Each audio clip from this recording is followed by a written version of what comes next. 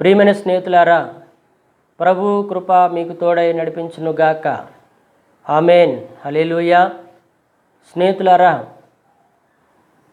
ఈ దినము ఒక ప్రత్యేకమైనటువంటి దైవ సందేశాన్ని మీకు తెలియచేయాలని నేను ఆశపడుతున్నాను. కనుక కొద్ది నిమిషాలు మీ మనసును ప్రశాంతంగా ఉంచుకొని ఈ యొక్క దేవుని వాక్యాన్ని శ్రద్ధగా వినాలని ప్రభు పేరట మీకు తెలియజేస్తున్నాను. ప్రభువు మిమ్ములను మీ కుటుంబాన్ని దీవించి ఆశీర్వదించునుగాక. ఆమెన్. హల్లెలూయా. హల్లెలూయా. దేవునికి మహిమ కలుగునుగాక. ఈ దినము యోబు గ్రంథము 1వ అధ్యాయము 1వ వచనాన్ని మనము చదువుకుందాం. ఊజు దేశమందు యోబు అను ఒక మనుషుడుండెను. అతడు యథార్థవర్తనుడును న్యాయవంతుడునై దేవుని యందు భయభక్తులు కలిగి చెడుతనమును విసర్జించినవాడు. ప్రియమైనటువంటి దేవుని బిడ్డలారా, ఊజు అనే దేశంలో యోబు అనే ఒక మానవుడు ఉన్నాడు, ఒక మనుషుడు ఉన్నాడని దేవుని వాక్యం సెలవిస్తుంది.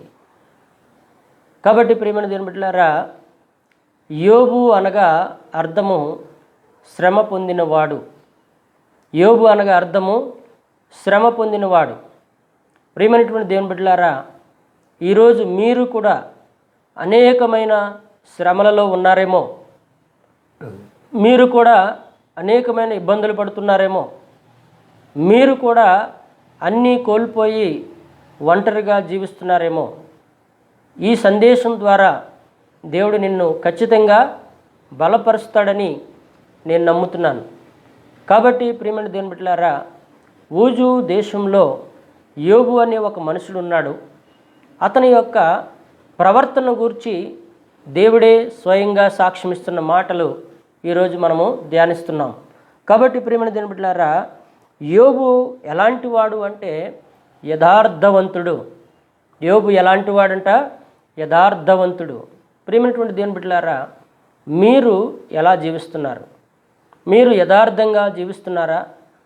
లేకపోతే నీకు నచ్చినట్టుగా అనేక మందిని మోసగిస్తూ, అనేక మంది దగ్గర దోచుకుంటూ, అనేక మందికి అబద్ధాలు చెబుతూ మోసపు జీవితాన్ని జీవిస్తున్నారా? ఒకసారి నిన్ను నువ్వు పరీక్ష చేసుకోండి. తర్వాత రెండవది, న్యాయవంతుడై ఉన్నాడు. అంటే యోబు ప్రతి ఒక్కరికి కూడా న్యాయం చేసినటువంటి వ్యక్తి కానీ అన్యాయం చేసిన వాడు కాదు. తర్వాత మూడవది, దేవుని యందు భయభక్తులు కలిగినటువంటి గొప్ప వ్యక్తి యోబు. ఎందుకంటే ఈ 1వ అధ్యాయం మీరు పూర్తిగా చదివినట్లయితే యోబు ప్రతి అరుణోదయమున లేచి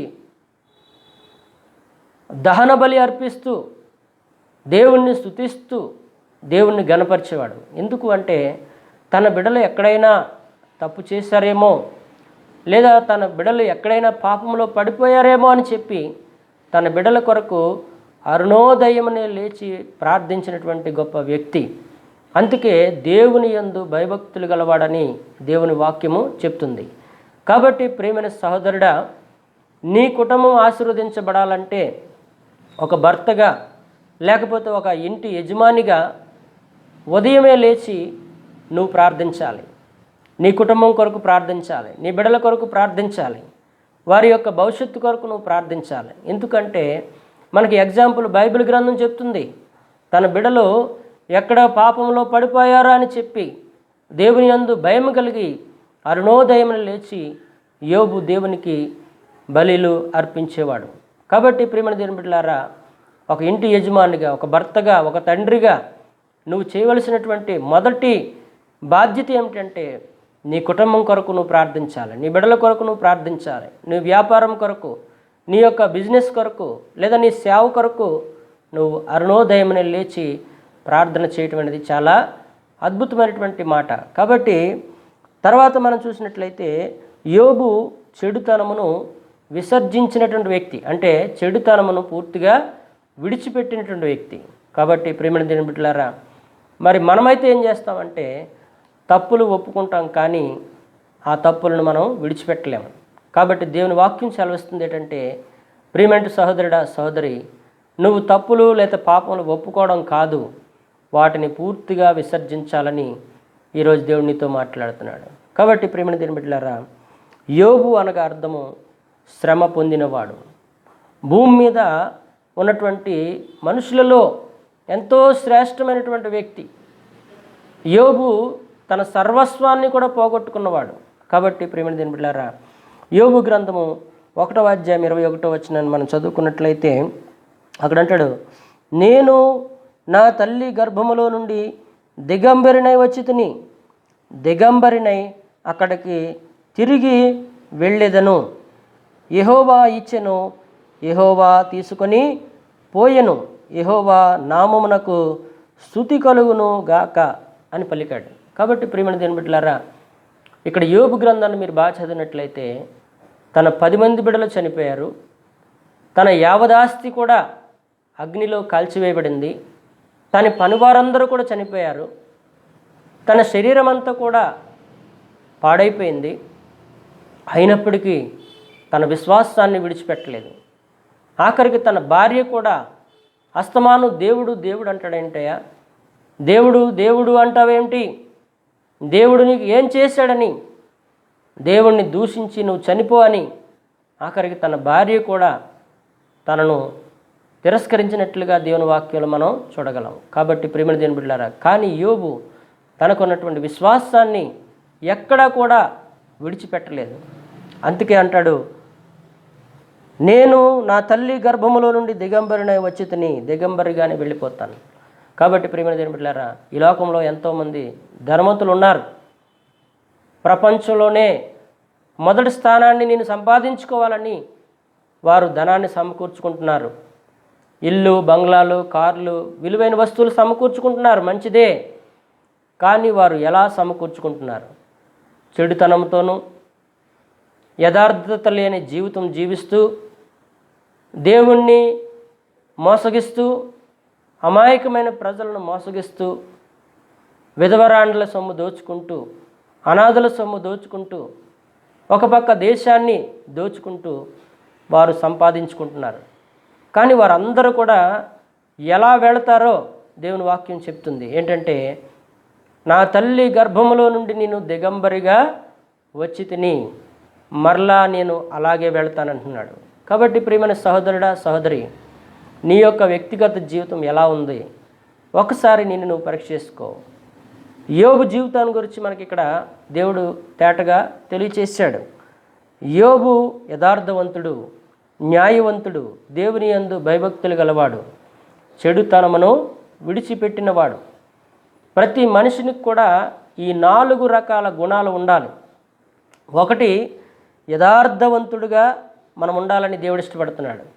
2, న్యాయవంతుడుగా ఉండాలని ఇష్టపడుతున్నాడు.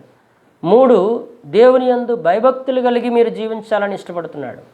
4, చెడుతనమును పూర్తిగా విడిచిపెట్టాలి. అప్పుడే మనం గొప్పగా దీవించబడగలమని ఈ వాక్య సందేశం నీతో మాట్లాడుతుంది.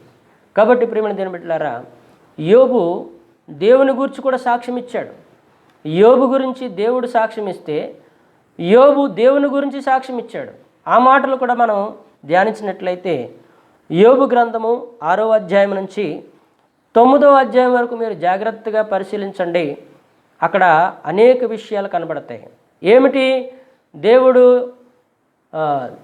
యోబు దేవుడి గురించి ఎలా సాక్ష్యం ఇస్తున్నాడంటే, 1, నేను నమ్మిన దేవుడు సర్వశక్తి గల దేవుడు, ఆయనకు అసాధ్యమైనది ఏదీ లేదు అని సాక్ష్యం ఇచ్చాడు. 2, నేను నమ్మినటువంటి దేవుడు పరిశుద్ధుడైన దేవుడు, ఆయనలో ఏమాత్రము పాపము కళంకము లేదు అని సాక్ష్యం ఇచ్చాడు.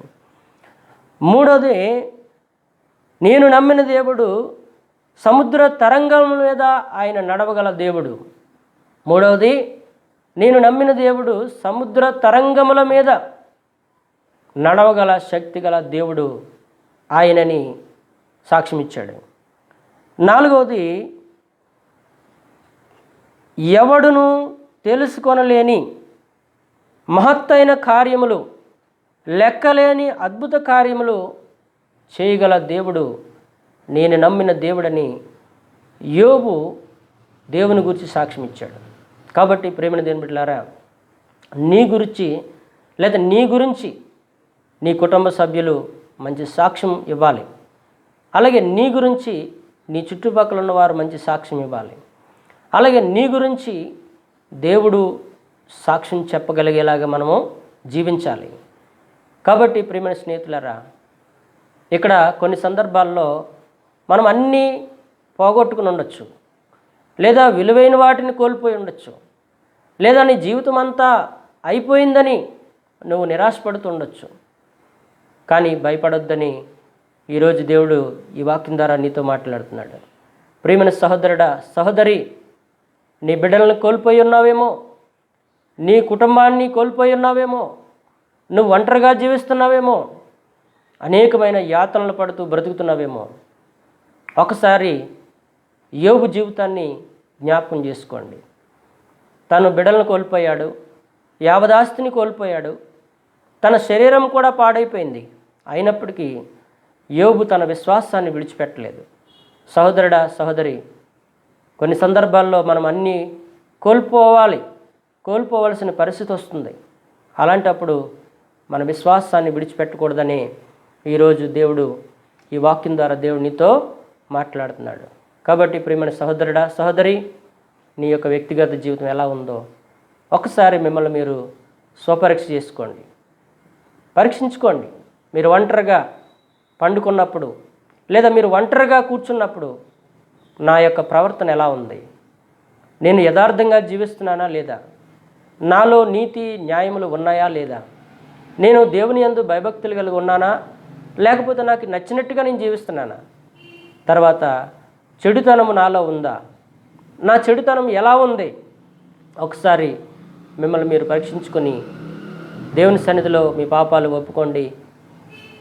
ప్రభువైన యేసుక్రీస్తు రక్తం ద్వారా మిమ్మల్ని శుద్ధి చేస్తాడు. ఆయన రాజ్యానికి మిమ్మల్ని వారసులుగా మార్చివేస్తాడు. ప్రభు ఈ వాక్యాన్ని మీ హృదయంలో భద్రపరచును గాక. ఆమేన్.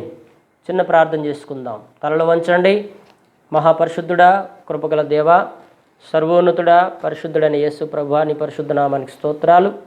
తండ్రి, యోబు యథార్థవంతుడు, న్యాయవంతుడు, దేవుని యందు భయభక్తులు కలిగినవాడు, చెడుతనం పూర్తిగా విడిచిపెట్టినవాడు. కనుక మా యొక్క జీవితం కూడా అలాగా ఉండే కృప దయచేయమని, ఈ వాక్యమైనటువంటి కుటుంబాన్ని కూడా మార్చమని, విశ్వాసంలో బలపరచమని, వారి కుటుంబంలో అనేకమైన అద్భుత కార్యాలు జరిగించమని యేసునామములో ప్రార్థిస్తున్నాం తండ్రి. ఆమేన్. ప్రియమైన స్నేహితులారా, ఈ యొక్క సందేశం నిన్ను బలపరిచినట్లయితే మీ యొక్క బంధువులకి, మీ యొక్క స్నేహితులకు షేర్ చేయండి. మా యొక్క హోరేబు మినిస్ట్రీస్ యూట్యూబ్ ఛానల్ని సబ్స్క్రైబ్ చేసుకోండి, లైక్ చేయండి, మీకు వీలైతే కామెంట్స్ కూడా పెట్టండి. ఇంకా అనేకమైన అద్భుతమైన సందేశాలు మీకు మేము తెలియచేయగలం. ప్రభు కృప సమాధానములు మీకు తోడై నడిపించునుగాక. ఆమేన్, ఆమేన్, ఆమేన్.